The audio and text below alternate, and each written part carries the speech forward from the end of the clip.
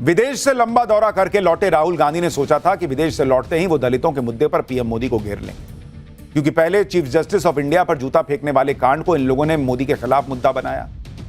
फिर हरियाणा में दलित IPS Y पूरन कुमार के सुसाइड केस को मुद्दा बनाया। वोट चोरी का मुद्दा फूस होने के बाद राहुल गांधी ने नरेंद्र मोदी के खिलाफ दलित पॉलिटिक्स का कार्ड चलने की पूरी प्लानिंग की थी। 10-15 दिन के लंबे विदेशी दौरे से लौटने के बाद राहुल गांधी सबसे पहले बिहार नहीं गए जहां चुनाव है, चंडीगढ़ चले गए। चंडीगढ़ में राहुल गांधी दिवंगत वरिष्ठ आईपीएस अधिकारी वाई पूरन कुमार के परिवार से मिले और इस मुलाकात के बाद राहुल गांधी ने देश में दलितों के मुद्दे पर पीएम मोदी को घेरा। हरियाणा में आईपीएस वाई पूरन कुमार की सुसाइड का मामला कई दिनों से बड़ी चर्चा में। कई दिनों से विपक्ष इस मुद्दे पर मोदी सरकार को घेर रहा है। आज राहुल गांधी ने भी मौका देखकर दलितों की आवाज बनने की कोशिश की। छुट्टी उट्टी मना लिए, फिर आए, बोले कि हाँ अब मैं दलित की आवाज। लेकिन इससे पहले राहुल गांधी नरेंद्र मोदी के खिलाफ कोई माहौल बना पाते, हरियाणा में आईपीएस अधिकारी के सुसाइड केस में बहुत बड़ा ट्विस्ट आ गया। जो मामला दलित उत्पीड़न का बताया गया था, जो मामला आईपीएस के खिलाफ जातिगत भेदभाव का था, वो मामला भ्रष्टाचार पर आ गया, क्योंकि आईपीएस वाई पूरन कुमार का नाम लेते हुए आज हरियाणा के एक एएसआई ने सुसाइड कर लिया। एएसआई ने मरने से पहले एक वीडियो बना दिया कहा जा रहा है और एक सुसाइड लेटर भी छोड़ा जिसमें दिवंगत आईपीएस वाई पूरन कुमार का नाम लिया। संदीप कुमार ने जो बातें कही उसमें अब यह नया दावा किया जा रहा है कि मामला दलित उत्पीड़न का नहीं बल्कि भ्रष्टाचार और भ्रष्टाचार के बाद बदनामी के डर का है।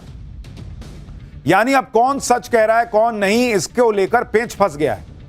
इस मामले में जो नया खुलासा हुआ है उसकी पूरी डिटेल आपको दिखाऊंगा। साथ ही आपको यह भी बताऊंगा कि अचानक से दलितों के मुद्दे को लेकर राहुल, तेजस्वी यादव सब कैसे एक्टिव हो गए। साथ ही बिहार में जो बवाल मचा है उसकी भी बात होगी। लेकिन पहले हरियाणा से बिहार तक दलित पॉलिटिक्स और बिहार की पॉलिटिक्स में मचे घमासान की एक झलक देखिए।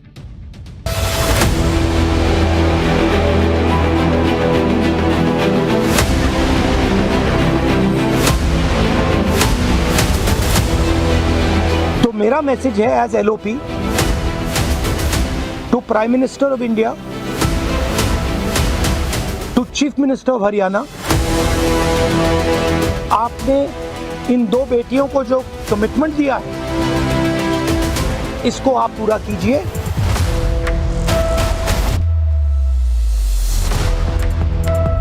तीन दिन पहले कहा था, हरियाणा के चीफ मिनिस्टर ने कमिटमेंट दी है और वो कमिटमेंट पूरा नहीं हो रहा। सालों से सिस्टमैटिक डिस्क्रिमिनेशन हो रहा है।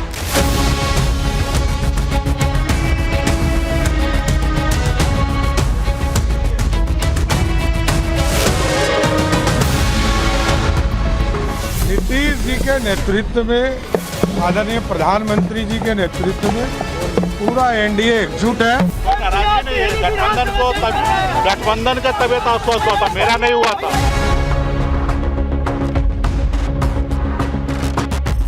नीतीश कुमार जी बिल्कुल प्रसन्न है, चुनाव के मैदान के लिए तैयार है।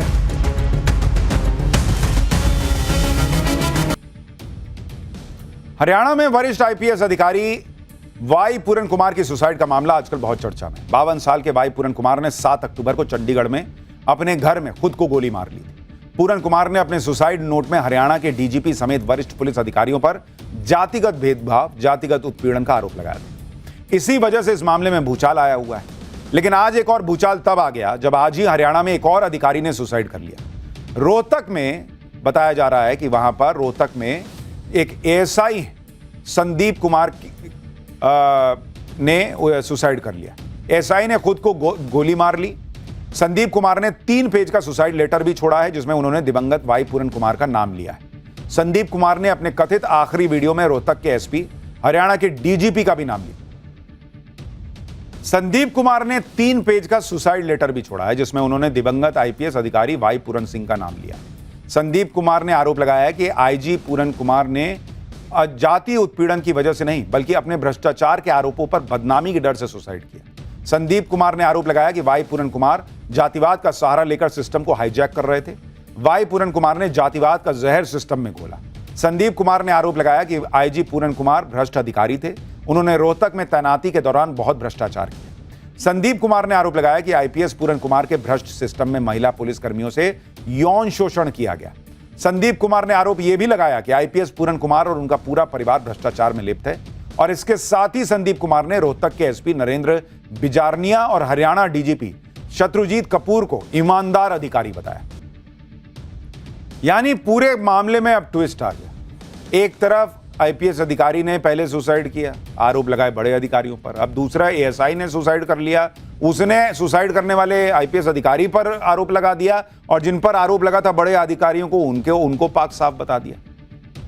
एएसआई संदीप कुमार की सुसाइड की वजह से इस मामले में अब नया मोड़ आ गया। कहां तो पुलिस आईपीएस वाई पूरन कुमार की सुसाइड की जांच कर रही थी और कहां दिवंगत आईपीएस वाई पूरन कुमार का नाम लेकर एक एएसआई ने आत्महत्या कर ली।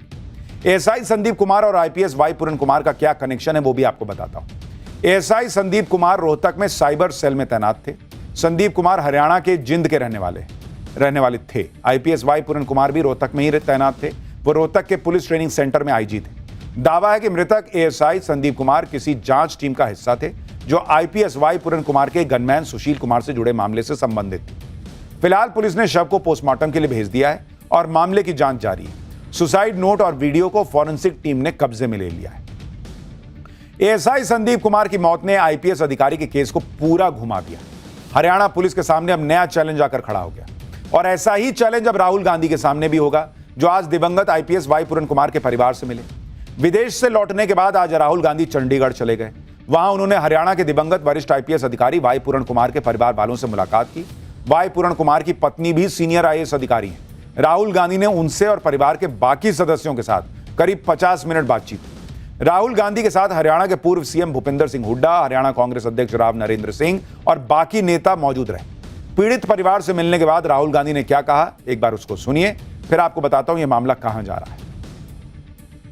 एक परिवार का मामला नहीं है, देश में करोड़ों दलित भाई बहन हैं, उनको गलत मैसेज जा रहा है। क्या मैसेज जा रहा है कि आप कितने भी सक्सेसफुल हो, कितने भी इंटेलिजेंट हो, कितने भी कैपेबल हो, अगर आप दलित हो आपको दबाया जा सकता है, आपको कुचला जा सकता है, आपको फेंका जा सकता है और यह हमारे लिए एक्सेप्टेबल नहीं है। तो मेरा मैसेज है as LOP to prime minister of India, to chief minister of Haryana,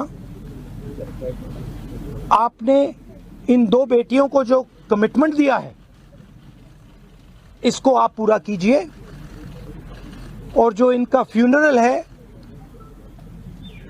पापा का फ्यूनरल है, उसको होने दीजिए और ये तमाशा आप बंद करिए। तो ये क्लियर मैसेज मैं प्रधानमंत्री को देना चाहता हूं, हरियाणा के चीफ मिनिस्टर को देना चाहता हूं कि एक्शन लीजिए, ऑफिसर्स पे कार्रवाई कीजिए और इस परिवार पर जो प्रेशर है उसको हटाइए।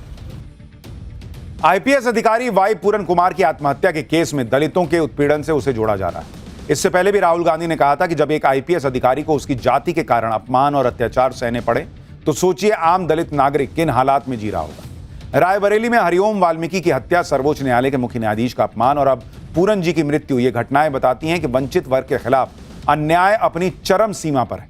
बीजेपी आरएसएस की नफरत और मनुवादी सोच ने समाज को विष से भर दिया है। दलित, आदिवासी, पिछड़े और मुस्लिम आज न्याय की उम्मीद खोते जा रहे हैं। प्रियंका वाड्रा ने भी इस मुद्दे पर मोदी सरकार को घेरते हुए कहा कि यह पूरा प्रकरण इस बात का सबूत है कि भाजपा राज में ऊंचे पदों पर पहुंचकर भी दलित समाज के लोग सुरक्षित नहीं और ना ही उनके लिए न्याय है। यानी राहुल गांधी और प्रियंका वाड्रा ने यही माहौल बना दिया कि मोदी राज में तो दलितों पर अत्याचार हो रहा है, मोदी राज में दलित होना गुनाह हो गया। हरियाणा में वरिष्ठ आईपीएस अधिकारी की मौत का मामला क्या है, इसमें परिवार की क्या मांग है, हरियाणा सरकार क्या कह रही है, आपको सुनना चाहिए। दरअसल आईपीएस वाई पूरन कुमार ने 7 अक्टूबर को चंडीगढ़ के सेक्टर 11 स्थित आवास के साउंड प्रूफ बेसमेंट में खुद को गोली मार ली। मौत के एक दिन पहले उन्होंने 8 पेज का सुसाइड नोट छोड़ा। नोट में उन्होंने हरियाणा डीजीपी शत्रुजीत कपूर, रोहतक एसपी नरेंद्र बिजरनिया समेत 8 बड़े अधिकारियों पर जातिगत उत्पीड़न, मानसिक प्रताड़ना और करियर बर्बाद करने के गंभीर आरोप लगाए। इस मामले में अभी तक दिवंगत आईपीएस अधिकारी का पोस्टमार्टम नहीं हो पाया है। अंतिम संस्कार परिवार कर नहीं रहा है। परिवार की मांग है कि जब तक उनकी मांगे पूरी नहीं होंगी तब तक अंतिम संस्कार नहीं होगा। परिवार चाहता है कि इस मामले में जितने भी लोगों का नाम है एफआईआर में, उन सब की गिरफ्तारी हो। इसी बीच हरियाणा सरकार ने डीजीपी शत्रुजीत सिंह कपूर को छुट्टी पर भेज दिया है। रोहतक के एसपी नरेंद्र बिजरनिया का ट्रांसफर कर दिया गया है। इन दोनों अधिकारियों का नाम दिवंगत आईपीएस अधिकारी के सुसाइड नोट में है और परिवार इनकी गिरफ्तारी की मांग पर अड़ा हुआ है। इस मामले में चंडीगढ़ पुलिस ने 6 सदस्यीय एसआईटी की टीम भी बनाई। राहुल गांधी आज दलितों के मुद्दे पर प्रधानमंत्री को घेर रहे हैं, लेकिन आप उनका इसी साल जनवरी में दिया हुआ बयान सुनिए, जिसमें राहुल गांधी ने खुद माना कि कांग्रेस पार्टी ने दलितों, पिछड़ों, अति पिछड़ों और अल्पसंख्यकों के लिए जो करना था वो नहीं किया। सुनिए वो कैसे खुद कुछ दिन पहले मान रहे थे कि कांग्रेस राज में दलितों की अनदेखी हुई और अब कह रहे हैं कि मोदी राज में दलितों के साथ ऐसा हो रहा है। 1990s के बाद कमी आई थी, वो तो मुझे दिख रहा है। अब नाम तो नहीं लेंगे, बट ये रियलिटी है और इस रियलिटी को कांग्रेस पार्टी को एक्सेप्ट करना पड़ेगा। यानी खुद मान रहे हैं कि दलितों और पिछड़ों और अति पिछड़ों के लिए जो कांग्रेस को करना था 90 के दशक के बाद वो नहीं किया और इसलिए दलितों ने नरेंद्र मोदी का साथ दिया और आज खड़े होकर कह रहे हैं कि नरेंद्र मोदी सरकार में दलितों के साथ ऐसा हो रहा है और अभी पूरी जांच भी नहीं हुई है। अब बताइए, उसे एसआई ने सुसाइड कर लिया, उसके आरोपों का क्या? राहुल गांधी ने हरियाणा से दलितों का मुद्दा उठाया, लेकिन उनकी नजर बिहार पर है। बिहार में चुनाव होने हैं और वहां दलितों का अच्छा खासा वोट बैंक है और सिर्फ राहुल गांधी ही नहीं, तेजस्वी यादव ने भी दलितों के मुद्दे को उठाया है। कल दिन भर लालू परिवार के भ्रष्टाचार की चर्चा होती रही। रात होते होते तेजस्वी यादव ने भी दलितों का मुद्दा उठा दिया। तेजस्वी यादव ने कहा कि दलितों के लिए इस देश में रहना और जीना मुश्किल हो गया है। देश के माननीय मुख्य न्यायाधीश जो दलित हैं, उनके चैम्बर में उन पर जूता फेंका जाता है। हरियाणा में एडीजीपी को जातीय अत्याचार से तंग आकर खुदकुशी करनी पड़ती है। एक हफ्ते से उनकी लाश रखी है, लेकिन हरियाणा की अन्यायी बीजेपी सरकार न्याय नहीं कर पा रही। यूपी में जातीय भेदभाव और अत्याचार से तंग आकर दलित आत्महत्या कर रहे हैं। बीजेपी शासित प्रदेशों में दलितों पर प्रशासनिक, शासकीय और जातीय हमले हो रहे हैं। दलितों, मुसलमानों और पिछड़ों के लिए बीजेपी किसी दानव से कम नहीं है। इसके बाद तेजस्वी यादव ने बड़ी सफाई से दलितों के मुद्दे को बिहार चुनाव से जोड़ दिया। तेजस्वी यादव ने आगे कहा कि अब बिहार इनके टारगेट पर है।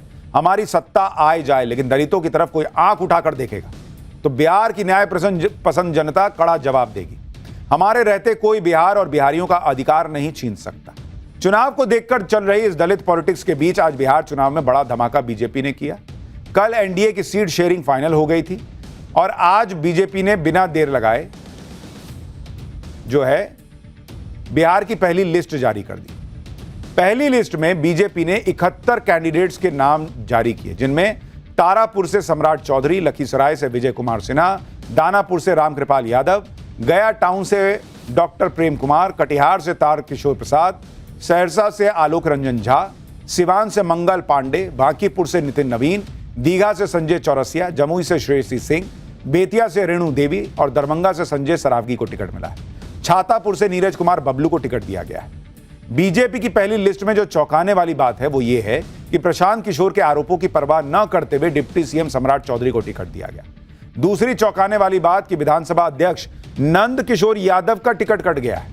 बीजेपी ने अपनी पहली लिस्ट में कुल 9 मौजूदा विधायकों के टिकट काटे हैं। पूर्व सांसद रामकृपाल यादव को बीजेपी ने दानापुर से टिकट दिया है।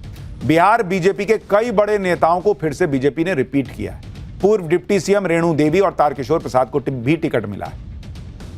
बीजेपी ये लिस्ट तब लेकर आई है जब आज सुबह से खबरें उड़ने लगी कि नीतीश कुमार सीट फॉर्मूले से नाराज हैं।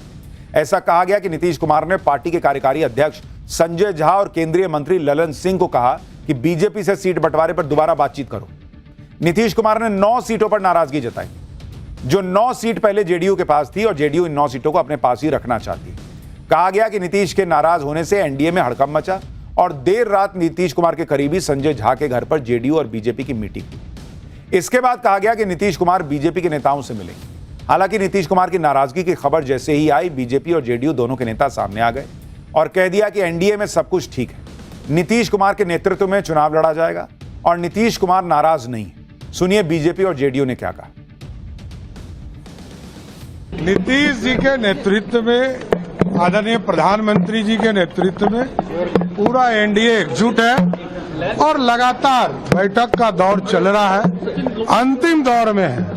बैठकों के माध्यम से सीटों पर संख्या हम लोगों ने क्लियर कर दिया है। अब अंतिम दौर में सीटें बंटवारे का काम चल रहा है। अरे नीतीश जी हम लोगों के नेता है। नीतीश कुमार जी बिल्कुल प्रसन्न है। चुनाव के मैदान के लिए तैयार है। चुनाव कैंपेन में एनडीए के लिए जाएंगे। एक एक चीज पे खुद उनकी नजर है। सारे लोगों से वो खुद बात कर रहे हैं।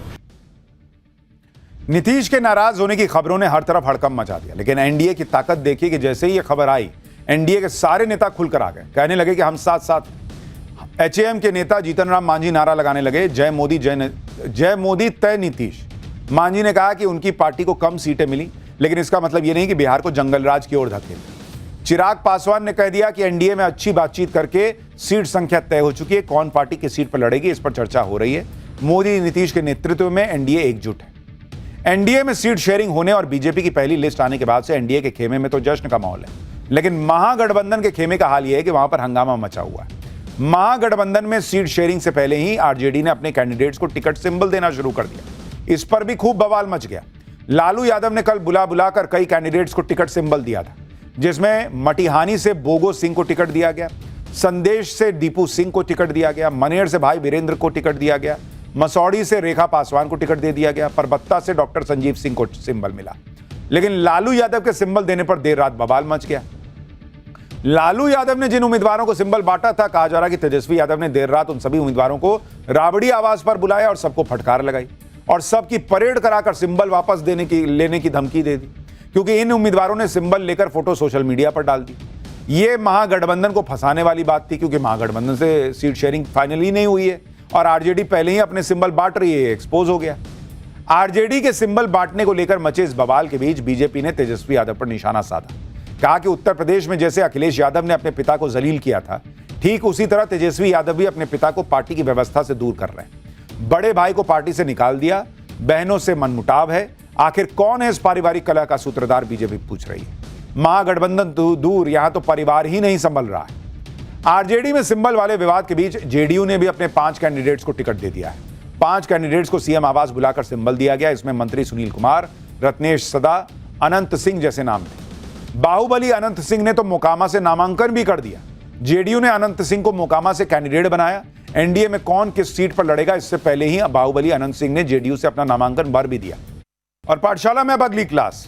गोल्ड 1.5 लाख पहुंचने वाला, चांदी 2 लाख के करीब, लेकिन कीमत क्रैश होने का कितना डर है, इसकी सच्चाई क्या आज आपको बताऊं। इधर सोने की कीमत रिकॉर्ड बढ़ी, उधर नकली सोना बेचने वाला गैंग एक्टिव हो गया। आप कैसे बचेंगे? गोल्ड पर अगर खरीदारी करने जा रहे हैं तो ये चैप्टर जरूर देख लीजिए बॉस। जो लोग मार्केट में पैसा लगाते हैं और जिन्हें सोने चांदी में इंटरेस्ट नहीं होता, उन्हें आज अफसोस जरूर हो रहा हो कि भाई सोने चांदी में पैसा क्यों नहीं लगाया, क्योंकि सोने चांदी के रेट ने तो सबको फेल कर रखा है। भाई आंधी चल रही है, रोज नए रिकॉर्ड टूट जा रहे हैं। सोने की कीमत कम होना तो छोड़िए, नई नई तेजी रोज आ जाती है। सोने के रेट 1,30,000 रुपए प्रति 10 ग्राम चले गए बॉस। चांदी का रेट 1,80,000 रुपए प्रति किलो चला गया है। एक महीने के अंदर सोने के रेट करीब 17,000 रुपए बढ़ चुके हैं। एक महीने के अंदर सिल्वर का रेट करीब 60,000 रुपए बढ़ा है। और अभी तो लोग कह रहे हैं कि सोना 1.5 लाख के पार जाएगा। यानी जिन लोगों ने एक महीने पहले सोने चांदी में पैसा लगाया होगा, कोई भी गोल्ड की ज्वेलरी खरीद ली होगी, उन्हें अफसोस हो रहा होगा कि काश उसी टाइम और ज्वेलरी खरीद लेते तो क्या ही आज हो गया होता। यह तो पहले से ही कहा जा रहा है कि सोने के दाम रिकॉर्ड बना सकते हैं और 1.5 लाख के पार भी सोना जा सकता है, लेकिन जिस तरह की तेजी है उसमें सोने का रेट कहां जाकर रुकेगा, यह बड़ा सवाल है। लोग सोच सोच कर हैरान हो रहे हैं, क्योंकि भाई त्योहारों का सीजन चल रहा है, उसके बाद आगे शादी का सीजन है। लेकिन क्या सोने के दाम ऐसे ही बढ़ते रहेंगे? क्या सोने के रेट गिरने के भी चांस है? क्या सोने की इस तेजी के बाद सोने का रेट क्रैश भी हो सकता है और सारा पैसा डूब भी सकता है, जैसे कुछ लोग अफवाह फैला रहे हैं, सवाल उठा रहे हैं? कैसे सोने की इस तेजी में नकली धंधे वाले भी चमक खोजने लगे हैं, कैसे नकली सोना बिकने लगा है, आपको कैसे बचना है, सब आपको बताऊंगा। लेकिन सोने ने, चांदी ने जो धुआं कर रखा है बॉस, गोल्ड के रेट ने तो वाकई गजब कर रखा है। किसी ने सोचा नहीं था कि सोने का रेट जो है वो 1.25 लाख के पार जाएगा। जो सोना पिछले साल अक्टूबर में 78,000 रुपए का, 78,000 का बॉस, वो सोना अब अक्टूबर में 1.25 लाख के पार पहुंच गया है। यानी एक साल में गोल्ड के रेट करीब 61% बढ़ गए। अगर आप शेयर मार्केट और गोल्ड के रेट पिछले साल से अगर आप तुलना कीजिएगा तो कोई तुलना ही नहीं है बॉस। अगर आप देखिएगा कि रेट में जो जंप आया है, बाप रे बाप, सोना एकदम सबको पीछे छोड़ दिया है। एक साल में रेट में जंप देखिए बॉस साहब कि कैसे उछाल आई एक साल के अंदर। गोल्ड का रेट जो है वो एक साल में 61% बढ़ा है। 61% का ग्रोथ है बॉस। सेंसेक्स, जिन्होंने शेयर में पैसा लगाया था, अगर आप सेंसेक्स को देखिएगा पिछले एक साल में इतना ऊपर नीचे हुआ कि 0.1% का ग्रोथ है। हालांकि सेंसेक्स भी बहुत ऊपर गया हुआ है, लेकिन इतना ही है क्योंकि वो भी एक लिमिट तक पहुंच रहा है।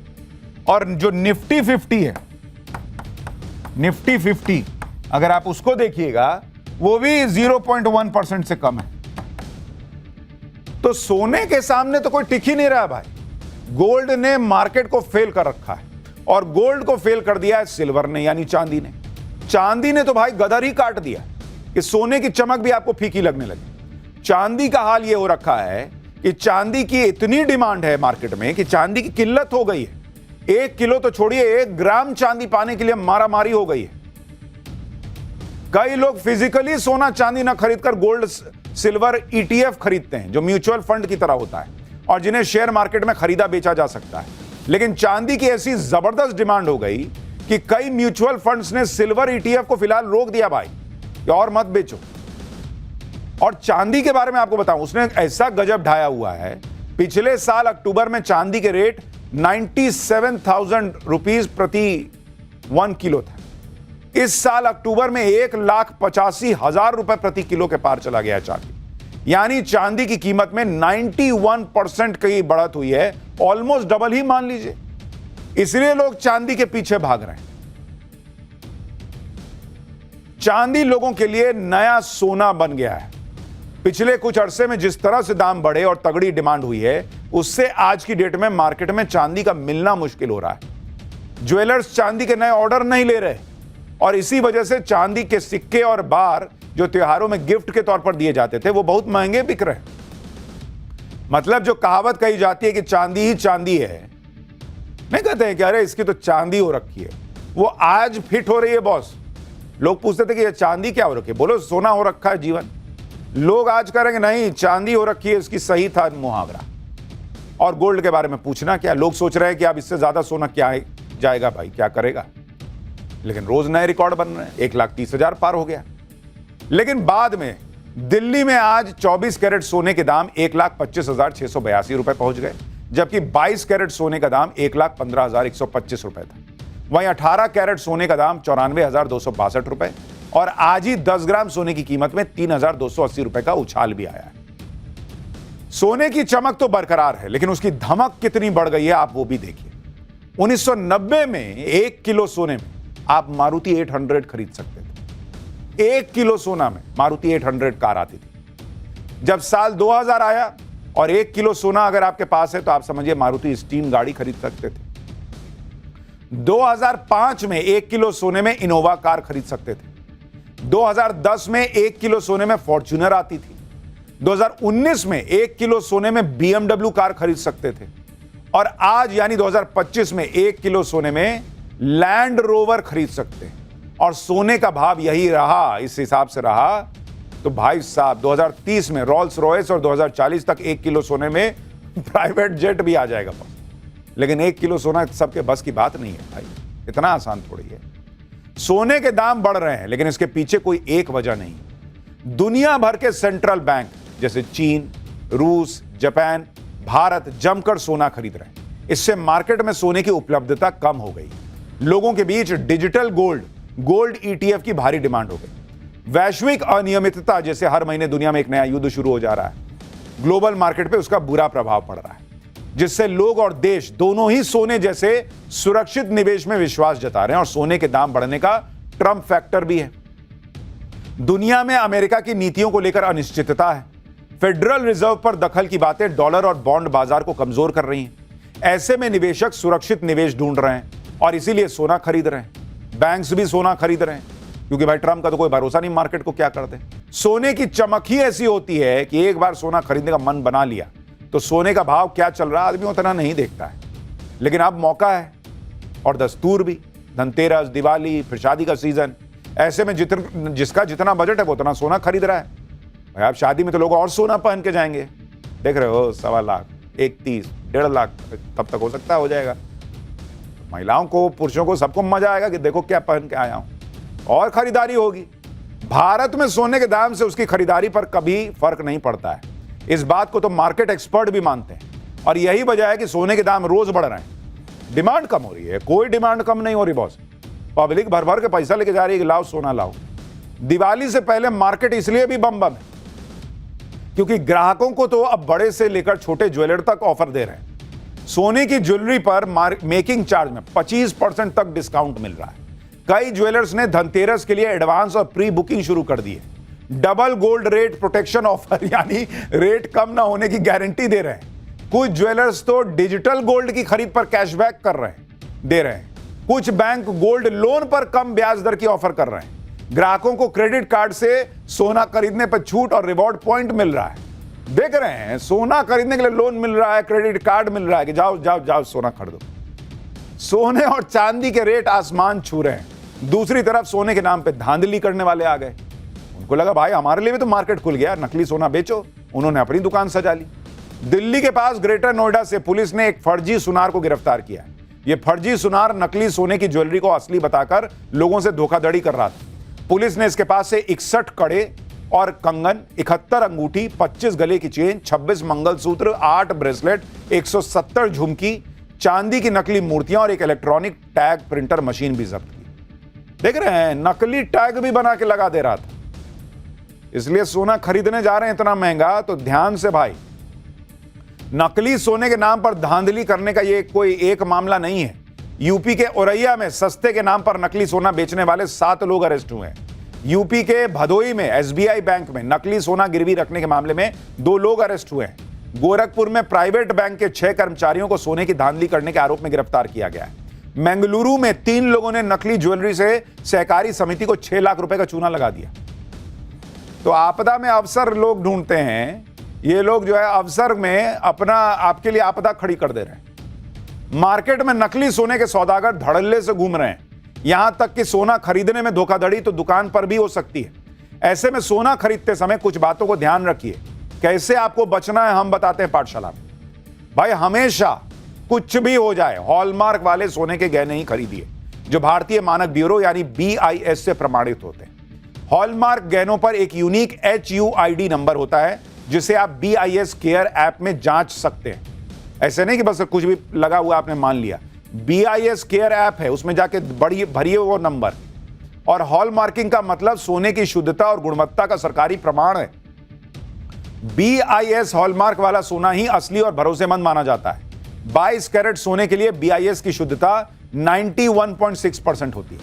18 कैरेट के लिए सोने की यह शुद्धता 75% रखी गई है और 24 कैरेट सोने को लगभग 99.9% शुद्ध माना जाता है। सोने और चांदी के दाम लगातार बढ़ रहे हैं, लेकिन मार्केट एक्सपर्ट्स का कहना है कि वो वक्त भी आ सकता है जब गोल्ड और सिल्वर के प्राइस अचानक क्रैश हो जाए। भाई लोगों को इस बात का भी खतरा है, ये पता होना चाहिए, क्योंकि इससे पहले भी कई बार ऐसा हो चुका है कि सोने और चांदी के दाम क्रैश कर गए अचानक से। 1974 से 1976 के बीच सोने के दाम 20 महीने में करीब आधे हो गए थे। इसके पीछे अमेरिकी नियमों में बदलाव था। अमेरिकी आम नागरिकों को सोना खरीदने की कानूनी मान्यता मिल गई। तब निवेशकों ने अनुमान लगाया था कि नियमों में बदलाव से सोने की मांग बढ़ेगी, लेकिन ऐसा हुआ ही नहीं। 1980 से 1982 के बीच सोने के दाम करीब 50% गिर गए थे। इसके पीछे अमेरिका ही था। बहुत तेजी से अमेरिका में इंटरेस्ट रेट बढ़े थे, जिसकी वजह से लोगों का डॉलर में विश्वास बढ़ा और सोने में विश्वास कम होने लगा, जिसकी वजह से सोने के दाम धप से नीचे गिर गए। 2013 के दौरान सोने की कीमत में 28% की गिरावट आई थी। इसके पीछे भी सबसे बड़ा कारण फिर से अमेरिका ही था। अमेरिका के मजबूत शेयर बाजार ने निवेशकों को सोने से दूर कर दिया। यानी एकदम से ये देख के कि अरे 1.5 लाख होने वाला है, एकदम अलबला के खरीद लिए, ये भी नहीं। सोच समझ के अपना निवेश कीजिए। मार्केट देखते रहिए, कब ऊपर नीचे होगा कोई नहीं बता सकता। ये सोना चांदी खरीदना है, कैसे चेक करके खरीदना है आपको बता दिया, कैसे मन भर खरीदना है खरीदिए, लेकिन ध्यान से कि आगे कुछ हो तो उससे भी बचने का उपाय हो और सही सोना खरीद रहे हैं ये भी ध्यान रखें। और पाठशाला में अब अगला चैप्टर, जिसमें आज आपको दिखाऊंगा बागेश्वर बाबा का सबसे बड़ा राज खुल गया। कैसे खोलते हैं पर्ची, कौन बताता है कान में सर? आ गया है सामने बागेश्वर बाबा का झोला खुला और फिर वो निकला जिसे देखकर सब हैरान रह गए। अब इसका चैप्टर भाई, बागेश्वर बाबा पिछले 3-4 साल में बहुत तेजी से उनका ग्राफ आगे बढ़ा है। अध्यात्म और धर्म के मार्ग पर बागेश्वर बाबा जितनी तेजी से आगे बढ़े हैं वो हैरान करने वाला है। और बागेश्वर बाबा से जुड़ी कई बातें ऐसी हैं जिस पर अब भी लोग चर्चा करते हैं। बागेश्वर बाबा को कई बार चैलेंज किया गया, बागेश्वर बाबा पर कई तरह के आरोप लगाए गए, कई लोगों ने बागेश्वर बाबा के खिलाफ केस तक किए, अंधविश्वास फैलाने के आरोप लगे। लेकिन इन सारे आरोपों का जवाब बागेश्वर बाबा देते रहे और दे चुके। जिन लोगों ने कहा कि ये सब ऐसे ही फर्जीवाड़ा है, वो कभी इसको साबित नहीं कर पाए। और हमने भी आपको कहा कि हमारे पास इस बात का जवाब नहीं है कि वो जो करते हैं वो कैसे करते हैं, और किसी के पास अभी तक नहीं। बागेश्वर बाबा जिस तरह से लोगों की पर्ची बनाते हैं, निकालते हैं, लोगों के मन में जो चीज है वो बात जान लेते हैं, समझ लेते हैं, ये अभी तक लोगों को समझ में नहीं आया कि होता कैसे। बागेश्वर बाबा से जुड़े कई सवालों के जवाब तो सार्वजनिक है, लेकिन इस बात का आज तक जवाब नहीं मिला कि बागेश्वर बाबा ये सब करते कैसे। क्योंकि लोग आज भी यही चर्चा करते हैं कि बागेश्वर बाबा पर्चे में सब कुछ सही सही लिख कैसे देते हैं, बागेश्वर बाबा भभूत से कैसे मरीजों को ठीक कर देते हैं, क्या बागेश्वर बाबा के पास तंत्र मंत्र की कोई शक्ति है क्या बागेश्वर बाबा ने तपस्या से कोई सिद्धि हासिल की है क्या ये चीजें होती भी हैं, नहीं होती हैं, सिर्फ अंधविश्वास है क्या? आज इन सारे सवालों के जवाब आपको मिलेंगे और ये जवाब आपको खुद बागेश्वर बाबा देंगे कि उनकी जो ताकत है जिसका वो दावा करते हैं उसका राज क्या है, किसके दम पर पूरी दुनिया को जीतने निकले पड़े, हिंदुओं को एक करने निकले पड़े, किसके कहने पर बागेश्वर बाबा पर्चे में सब कुछ सही सही लिख देते हैं। आज इसकी पूरी डिटेल बागेश्वर बाबा आपको खुद बताएंगे। बागेश्वर बाबा जितनी बेबाकी से और बिना डरे अपनी बात कहते हैं, उसके पीछे भी वही ताकत है जिसके दम पर बागेश्वर बाबा लोगों का पर्चा खोलते हैं। बागेश्वर बाबा को कहां से ताकत मिलती है और वो कैसे इतने सारे काम कर लेते हैं, इसका जवाब खुद बागेश्वर बाबा ने दिया। बागेश्वर बाबा ने अपनी ताकत और प्रेरणा का सोर्स पहली बार दुनिया को बताया, दिखाया। बागेश्वर बाबा जो कुछ भी करते हैं उसके पीछे हनुमान जी हैं, ये तो वो कई बार कहते हैं। लेकिन उनकी कौन सी मूर्ति बागेश्वर बाबा हमेशा अपने साथ रखते हैं, वो पहली बार उन्होंने दुनिया को दिखाई।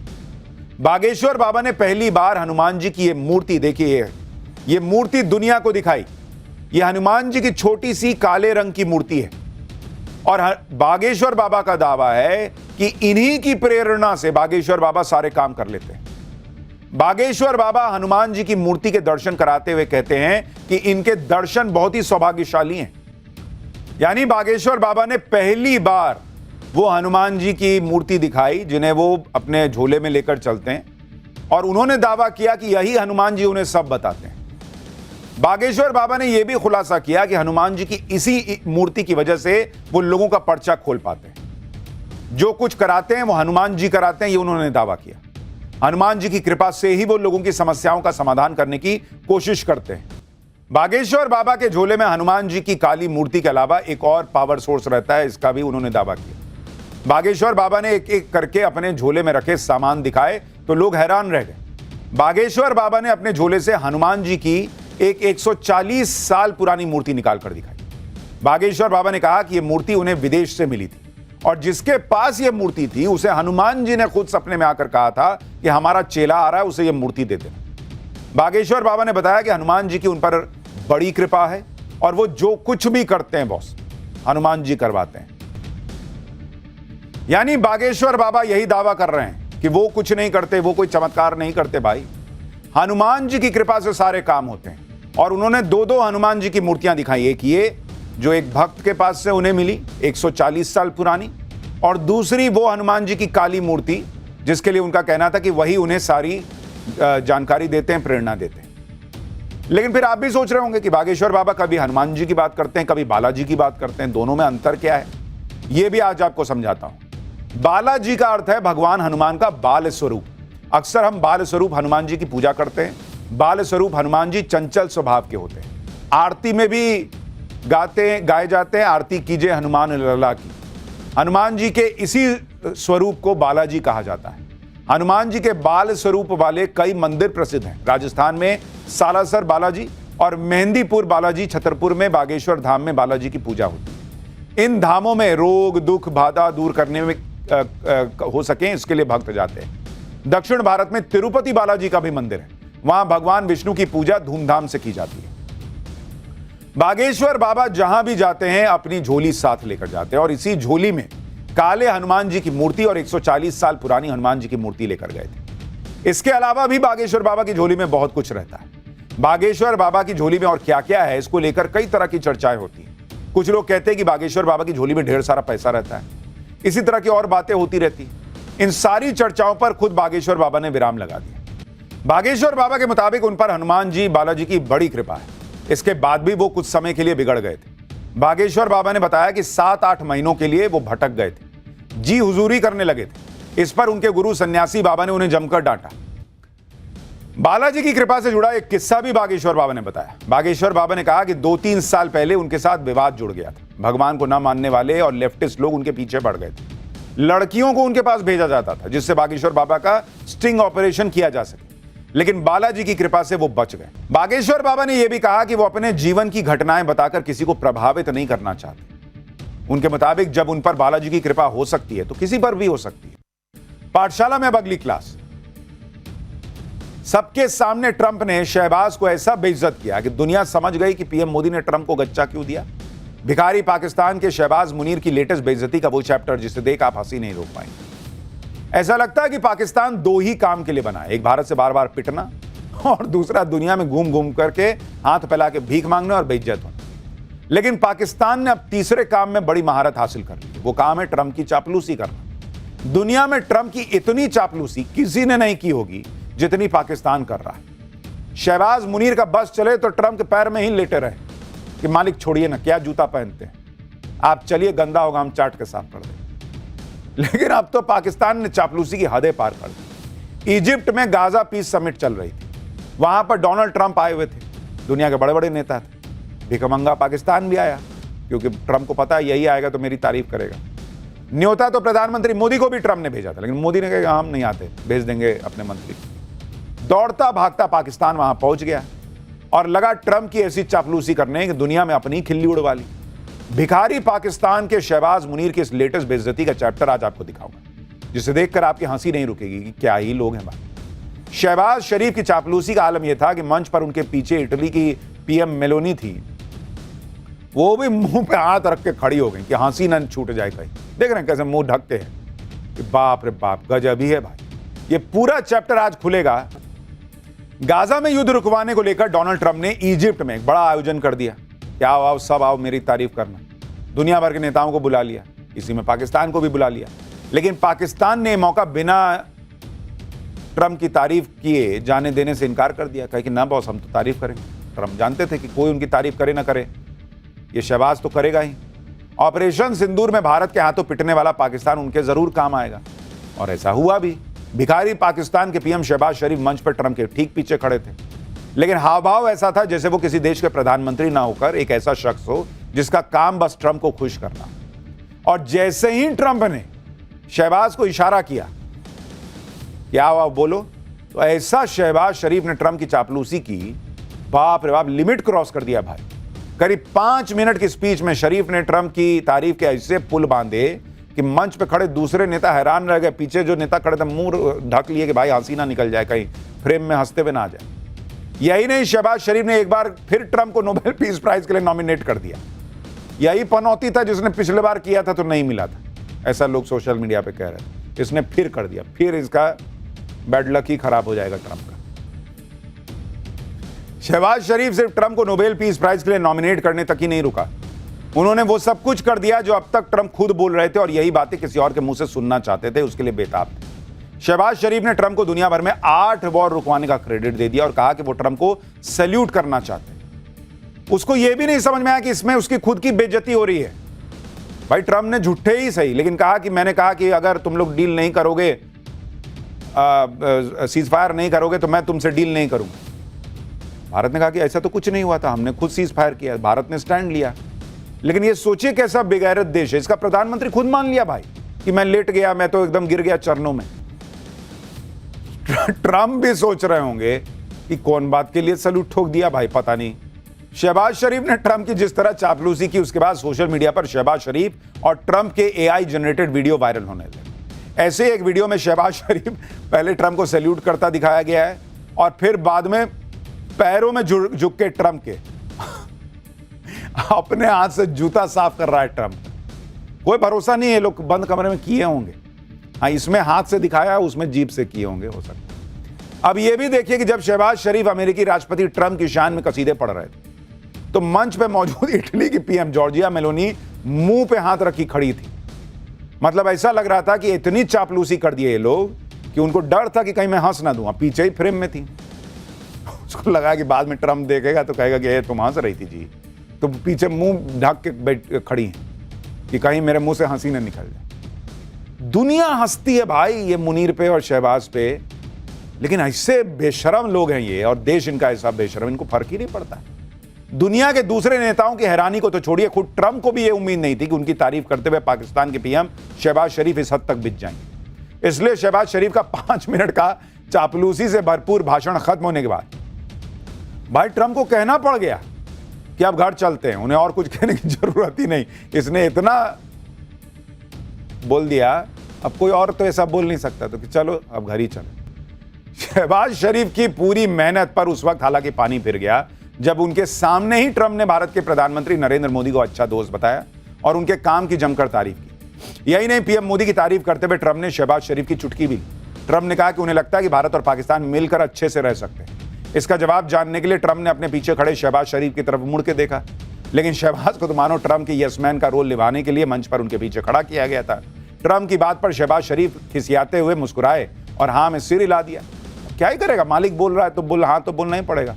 For more of such videos, do like, share and subscribe to ET Now Swadesh.